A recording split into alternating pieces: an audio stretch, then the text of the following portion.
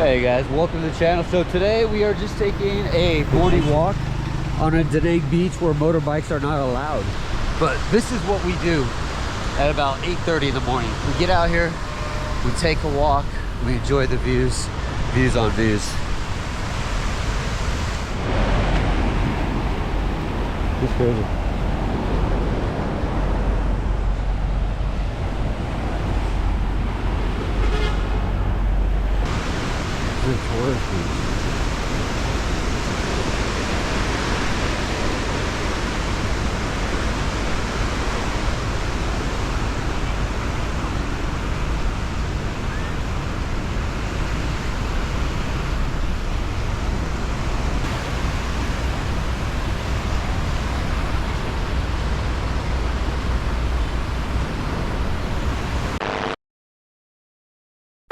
Hey guys, welcome back to the channel. We are out here in Da Nang, beautiful Da Nang, a lot of you guys like to call it, and it is a hot day. So we're going to take a bit of a walk. Every day I've been going out for about 5, sometimes 10 kilometer, I guess you call it like fast walks, and we're about to go hit out our one now. It's about 1:30, so it's right about that nap time. This is when everybody sleeps and we get a little more peace out here. So we're gonna head over there, and really we just kind of walk around, like you go on like the sidewalk area, jump down to the beach area, wherever we get around. But I'm trying to get my steps in, man. Like, I'm not gonna go do the David Goggins challenge or anything crazy, but we're gonna get out here and get this run.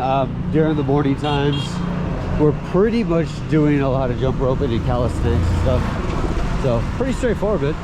But yeah, it's a construction site, don't mind him, but it is very nice. And look at this shit, man.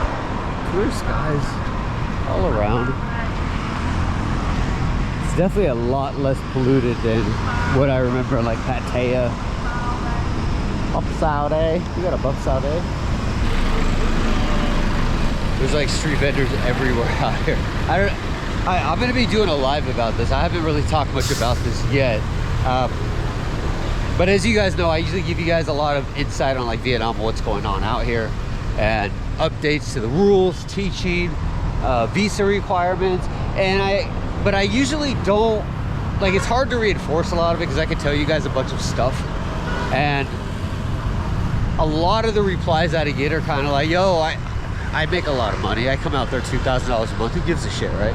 And I understand that, I do. But when the people start getting affected to the point where they don't have any money, and it's only the foreigners that have money, just imagine though, like the majority of the population of Vietnam that had money were foreigners. They weren't even local people. This is kind of like an issue that's kind of coming up to it now. So with that being said, I'm going to be doing some lives going over some of the new tax laws, stuff like that. I don't know if you guys are aware of this. If you're a teacher out here, you are required to pay into it's like an insurance retirement pension program. You don't really get any of it. You can't qualify to retire in Vietnam. It's impossible. Well, I mean, it's not technically impossible, but unless you're going to come out to Vietnam and, I don't know, be an English teacher for 20 years, and I'm being serious with that, unless you do something like that, you're not really going to qualify for that.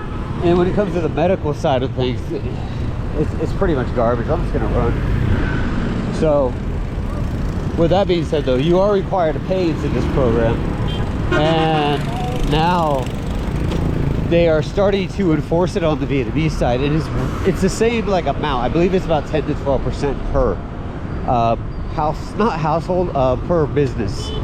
So this means like employees, the actual business, yada yada yada. This is supposed to be pretty nasty. It's going to be affecting online stores. It's going to be affecting like all these stores and vendors.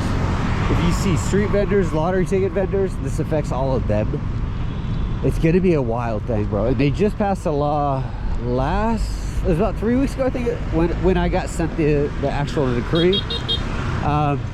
These people just honk for no reason. It is crazy to me when they honk and I complain, if not complain so much, but say something about it. People always in the comments, it's so people know they're there. It's like, don't drive stupid, we'd be okay. But yeah, so they're passing all these like different laws this past, like, I want to say like 8 months. I've been getting here and there emails from friends about, when I say friends, I'm not talking about some dude out in Connecticut or something like that. I'm like people in Vietnam. and they're like, these rules are getting insane, like kind of insane. Like a lot of it's not insane, like a lot of it's like taxes. Like one thing that has not very much been a thing for so long is if you sell lottery tickets and you're a street vendor, if you're not one of these types of businesses, you typically don't pay tax, you don't pay insurance, you're not really held liable if somebody gets sick from your food, kind of like that stuff. And they're starting to make that an enforcement, so that's really burdening a lot of people. Because I don't know if you guys are aware of like street vendors, a lot of them don't make any money.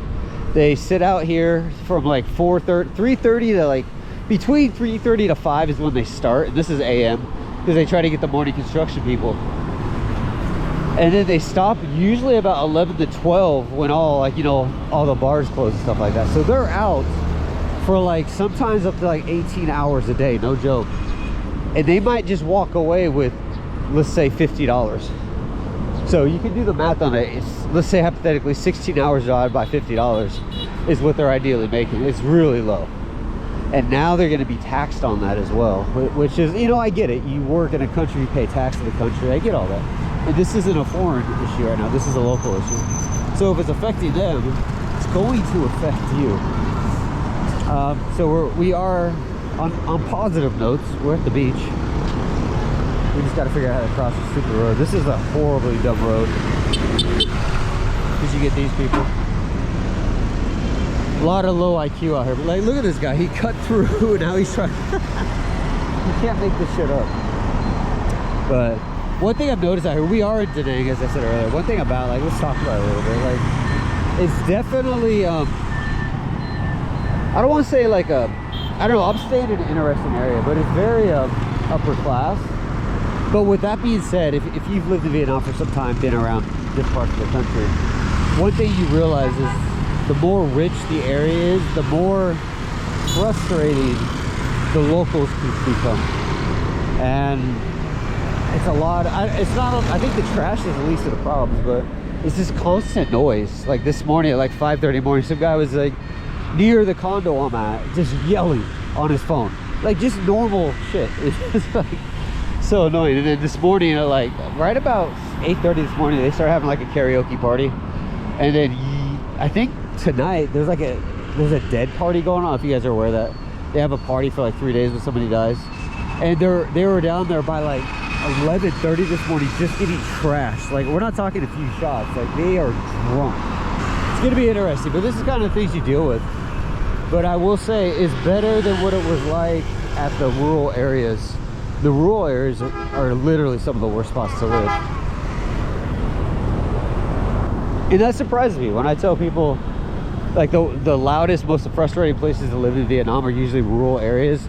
I always get backlash. Like, what about Hoi An? Hoi An is not rural, for one, and two, it's Hoi An, bro. Like, stop it. God, look at this. This is beautiful, bro. Da Nang is a beautiful town, I'm not gonna lie.